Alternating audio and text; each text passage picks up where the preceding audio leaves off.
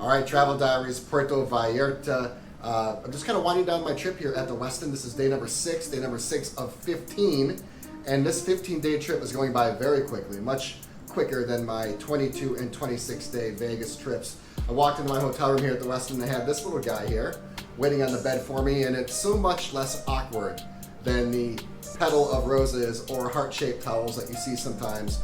Nothing more awkward than being a solo traveler walking into a bed of roses or heart-shaped towels. So it's my last day at the Westin. This is my budget luxury series where I'm visiting 3 hotels that have a budget luxury component where they're high-end but also affordable. And this trip has kind of been a lot like Miami, where it has rained every day and there's been sunshine every day. The rain comes swiftly and then the sunshine comes swiftly. So I'm not sure if Puerto Vallarta is like this or it's just this time of year. I haven't spent enough time in Puerto Vallarta to find out if that's the way it is or if this is an anomaly, but after this trip I'll tell you right now, I will be spending more time in Puerto Vallarta. And I haven't even hit the best hotels yet. I have another budget luxury hotel upcoming, and then I have a hyper luxury hotel and then a trendy hotel, so that's going to be a lot of fun.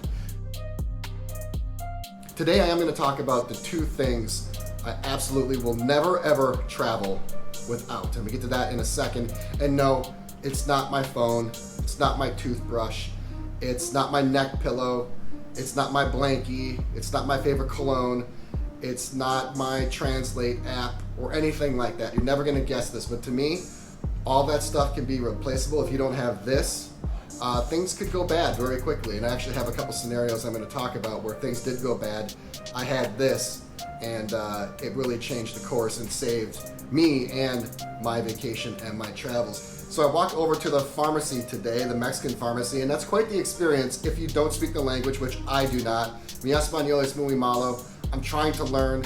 I'm really trying to learn. I'm going to have to learn because I want to travel to more of Central America, more of South America, and absolutely over to Spain. So I want to learn Spanish and French. I want to learn Spanish and French and Japanese, but the Japanese one's going to have to wait. But I think that Spanish and French is manageable. Anyway, if you ever go to a Mexican pharmacy, not spoken a language, and they don't speak English, it is quite the hilarious adventure. So here's what I got. I got these Fuego Tikis. I'm honestly a little disappointed. I thought they'd be more Fuego. They're delicious, but I thought they'd have more kick to it, more spice, more caliente. This is something I've never seen before. Powerade in a can. When have you ever seen a Powerade in a can? I've been drinking Powerades since I was a little kid at hockey practice. I remember when there wasn't Powerade, okay? I remember when Gatorade had the market on lockdown and Powerade came out and it was a really big deal. Powerade in a can. And also, I've been noticing this exceso calorías, that I can translate. That means excessive calories on everything I've been eating or drinking. Everything. And you know what? I don't want to see that. In America, I don't have to see that. Like, I know it's bad. Like, you don't have to remind me. Sometimes ignorance is bliss, and sometimes some things are better left unsaid. So I don't like seeing that excessive calories on everything I eat, and it is on everything I eat. You know, excessive calories. Unbelievable. So I found a Powerade in a can. Let's try this rude boy. I actually think I'm gonna love this. Oh yeah. That is nectar straight from heaven.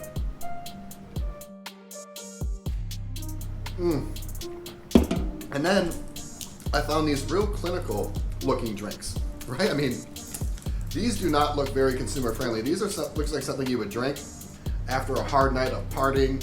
Maybe you're trying to pass like a certain type of test at work and you have to drink one of these, you know what I'm talking about? These just do not look very inviting or approachable, but 0 calories. So I thought I'd try them out.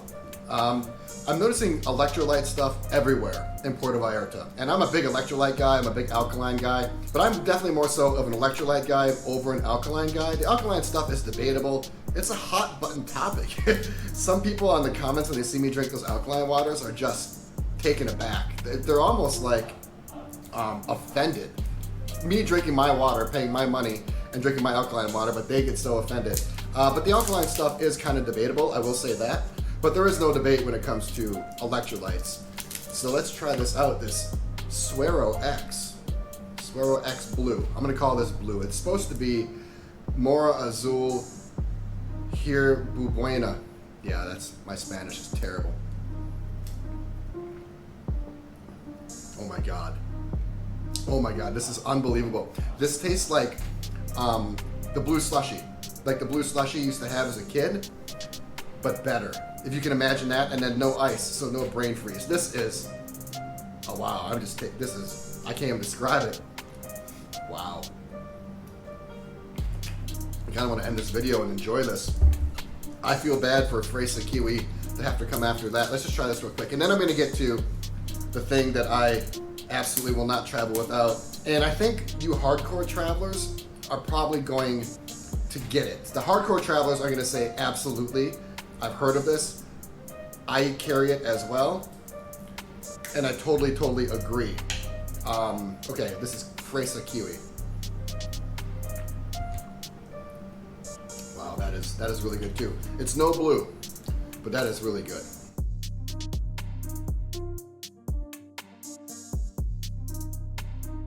Okay, so I have to start this, and then you know where this is gonna go. I am not a doctor. Do not listen to me. Never do what I do. This is strictly for entertainment purposes only. Consult your doctor, especially over taking medications and for the future of your health care. Never ever listen to me. Never ever do what I do, okay? Great. So one of my favorite things about going to Mexico is the Mexican pharmacies, because they allow you to have a little bit more influence and control over your health.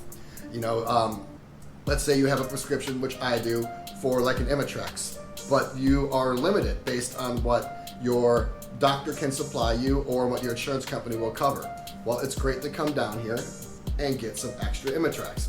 Same thing with blood pressure medications. Maybe you're on a certain dose, but you want to bump it up a little bit more, or maybe you're borderline and you don't want to put it on your health charts. You want to come down here and get some prescriptions. So it's great to be able to come down here to these Mexican pharmacies and stock up on some stuff. Now, for those of you with any grand illusions of coming down here and getting like the creme de la creme of medications and prescriptions, no. It's mostly just OTC, like Prilosec, blood pressure medications and stuff like that.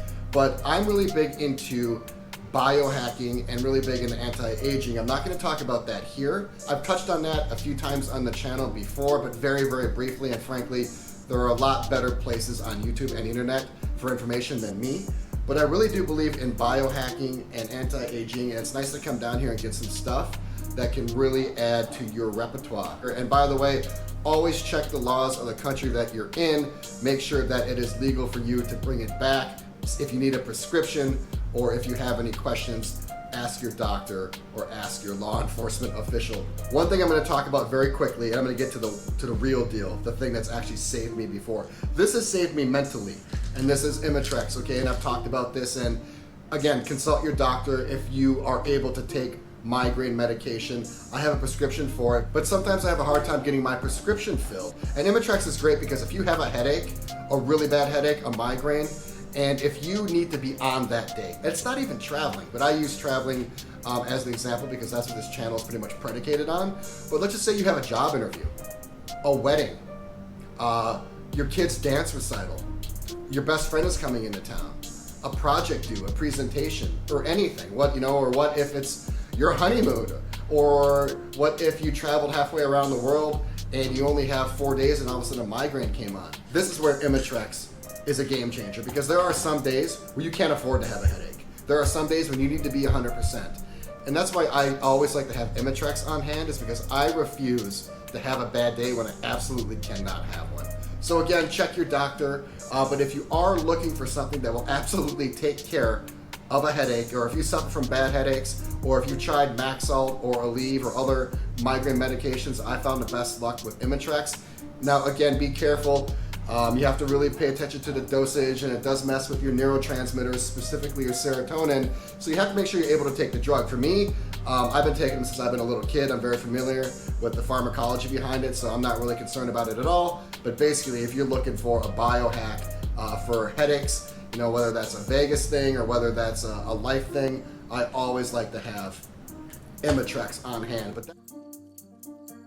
But that's not the one that I refuse to leave home without. even though that would be a really, really tough one because I have been plagued by migraines and they put me out for 2 or 3 days, even with the Imitrex. That's how bad mine gets sometimes. So for me, that is absolutely one that I could not travel without, but there is one that's even more meaningful to me. And this is one that I rarely use. This is one that I've used maybe twice over the last decade. But when you're in a foreign country, or if something happens out of the blue, and I'm gonna get into it, this is literally a lifesaver. Yes, I'm saying lifesaver, and I'm using those words very appropriately. I'm talking antibiotics. And a lot of people will grandstand and they will virtue signal and say, that's only for a doctor and you shouldn't put your health at risk. Listen, these are some of the most basic drugs you can get. If they're available over the counter in Mexico, they're available over the counter pretty much everywhere in Europe. For me, yes, I agree that antibiotics can often be over-prescribed, but that's not at the fault of the consumer. That's at the fault of the doctor and the medical establishment. But anyway, I keep 3 of them on hand. I keep a doxycycline, I keep a Z-Pack, okay, this is my favorite one, and I keep an amoxicillin. Now, I have done my research on pharmacology, and I know when to use each one of these. If I only had to carry one, I would carry the Z-Pack. This is one you've heard about. I actually know some travelers, and I don't recommend this, by the way. I recommend only using these when you absolutely have to. And I'll give you 2 scenarios where these actually saved my life over the past couple years, over the past 10 years. But you should never use these preemptively. You should never use these proactively. I do know some travelers that will pop a Z-Pack before they get on a long flight. And to me, I just think that's overkill. I do think it does add extra stress and tax to your body when it doesn't need it. And every time you use an antibiotic, your overall susceptibility to antibiotics go down in the future. So I try to use antibiotics as sparingly as possible. Okay, that I agree with, but sometimes you just have to use them. So if you don't want to go down the rabbit hole like I have, and you say, well, James, do I need amoxicillin, doxycycline, or a Z-Pack? I'm gonna say, first of all, check your doctor, do a ton of research before you do any of this, but you're a traveler like me, and if you are stuck overseas where you have no knowledge of the city, no knowledge of the language, no knowledge of the infrastructure, no knowledge of the economy, no knowledge of the healthcare system, and if you have something that comes on very quickly, like bacterial infections do, they come on very quickly and they sweep like wildfire, sometimes you need something right away, or it can be life or death. I'm using very, very compelling language, but for me, I've had some instances where 24, 48, 72 hours, and I ignored it, boom, and I was in some big time trouble. So I always recommend just carrying these. Navigating foreign healthcare systems, I'm not sure if any of you have done that. It can be kind of nightmarish at times. Now, some countries are set up for it, and some countries absolutely not. I mean, if you have some citizens that need emergency heart surgery, and they are on a wait list for 4 or 6 weeks, what's gonna happen to you if you get a staph infection? Or if you get a bacterial infection, or if you have pneumonia or something like that. So I always like to carry these because if worst comes to worst and I do need to go to a hospital, these are at least gonna buy you a little bit of time. So again, always do your research. These are not meant for colds or flus or anything like that. These are meant for dire situations. So let me give you 2 quick examples of how these have saved me. And again, I've only had to deploy them twice over the past decade. I only use them in dire, much needed situations, but these were. So one was in Cancun. This is my 2nd time there. Did not have a lot of experience in Cancun. And as you get closer to the equator, the sun gets a lot more potent and a lot more powerful.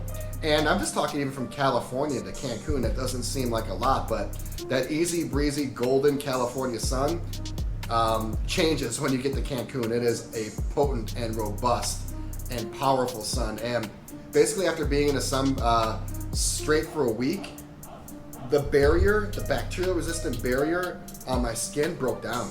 So what ended up happening was I would sweat, and then because that bacterial resistant barrier on my skin didn't exist, basically, and this is personal, but this happens, and maybe it's happened to you before, it couldn't protect against like all the sweat and all the grime, and I started getting staph infection.